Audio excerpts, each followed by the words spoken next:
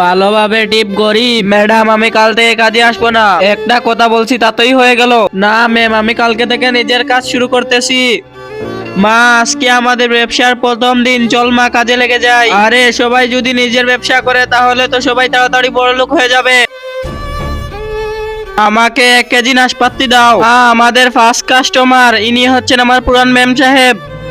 Madam, এই যে ও উপরওয়ালা। মা, আপনার মঙ্গলসূত্র কোথায়? ম্যাডাম, আপনি চিন্তা করেন না, আমি এখনই খুঁজে দিচ্ছি। যতই খুঁজো পাবে তো না। ম্যাডাম, আমি সব জায়গায় খুঁজেছি, কোথাও পেলাম না। কিন্তু আপনি এখানে তো খুঁজেন নাই। ম্যাডাম, এটা তো আমার মায়ের ব্যাগ। এটার ভিতরে কিভাবে আসবে ম্যাডাম? এটার ভিতরে তাহলে কিভাবে আসলো?